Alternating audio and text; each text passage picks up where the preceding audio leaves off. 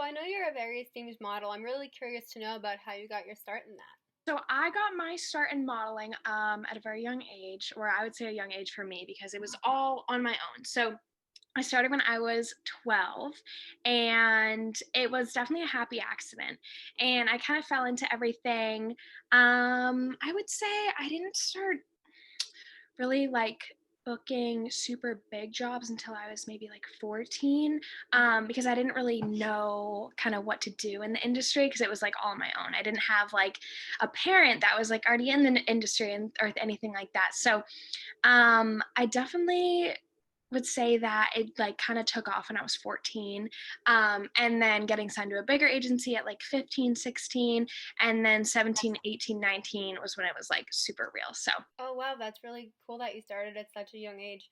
What kinds of brands or companies have you worked with? So a company I've worked with for a while now is Reebok. So I've done Reebok, Adidas, Nike, Calvin Klein. I've done a little bit of work with Chanel, a couple more bigger designer brands. But those are some of the more significant brands that I've done. You mentioned that you started modeling when you were 12 years old. What kind of sparked that interest for you in the industry? I did not think I was going to be a model just because I never had any interest in it. Like I said before, it was definitely a happy accident.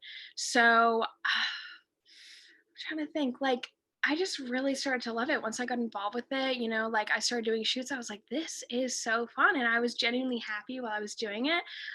So I think that held a lot of natural motivation for me in going forward. So I think just me being able to be the person I was at these shoots was something that I just loved and I couldn't get enough of. So that really drove me forward. How do you stay positive and maintain good self confidence in the modeling industry?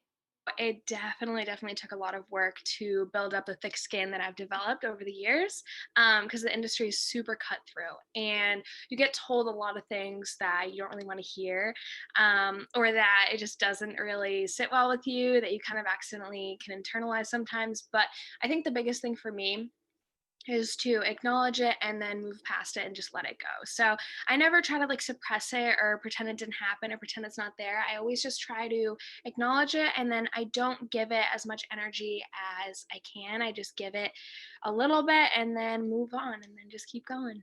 That's definitely a great way to go about it. And now I'm really excited to talk with you about your new podcast, the Spiked Kombucha podcast. What inspired you to create that?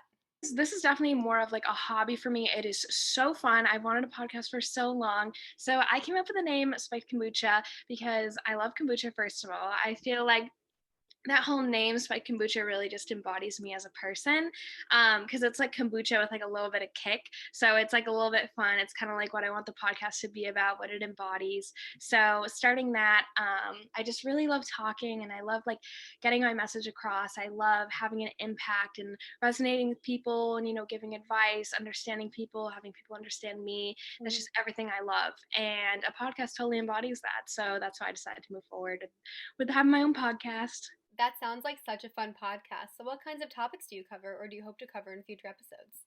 So my main thing is self-improvement and just a lot of life advice. So I basically take my own experiences and lessons I've learned, and I pull out all the little bits and pieces of just like value bombs that I've really taken, and these massive like changes in my life, how I've learned, what I've gained, my values, how they've shaped me. And I explain kind of like a how-to of how I got there without the people listening actually having to go through those experiences, and rather than just like kind of getting it the easy way. And I'm like, okay, so I went through this and now I'm this way, but you don't have to go through that to be this way, but I did learn it that way.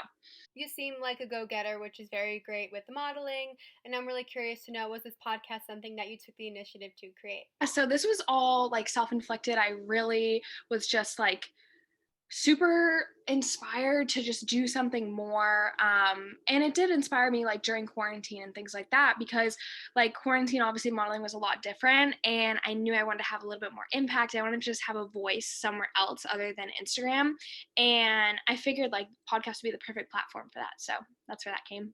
And if you could have any guest come on your show, who would you want that to be?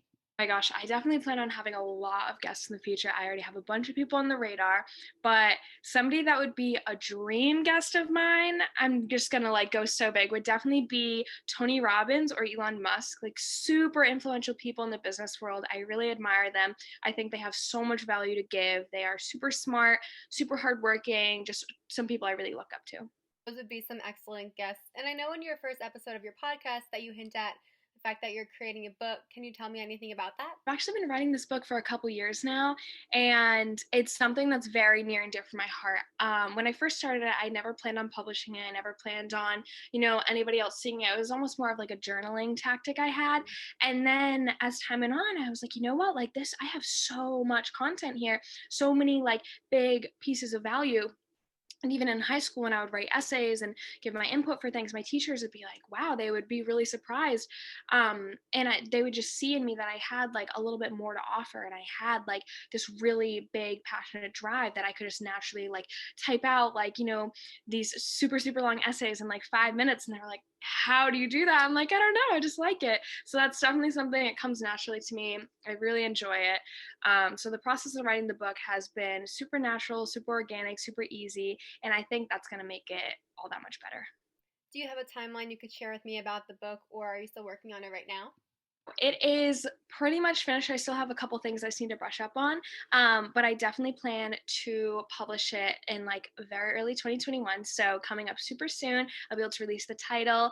And basically how it's going to go is I'm going to be publishing them in smaller little chunks. So they're going to be shorter books than the average book, but there's going to be more of them. So that way they're more narrowed down and more specific.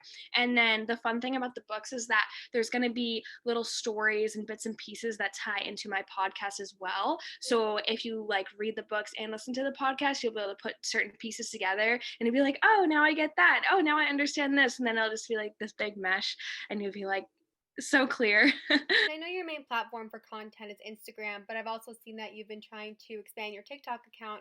Is that an avenue that you want to pursue more in 2021? For sure. So I love Instagram. That has been my jam for so long. I've always loved it. I think it's super fun to just like be able to post whatever you want. I really like the layout of the app and everything.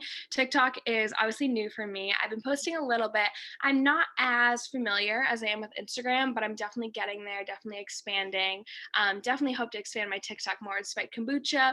Hopefully when I put out some more podcast episodes, I'll be able to take little value bombs from each of those and make those into TikToks as well. So yeah, that's what's to come in the future. And lastly, where can fans listen to your podcast? So currently it's on Spotify and it is just called Spike Kombucha on Spotify. And I will be expanding to Google Play, Google Store, and Apple Music in the future too.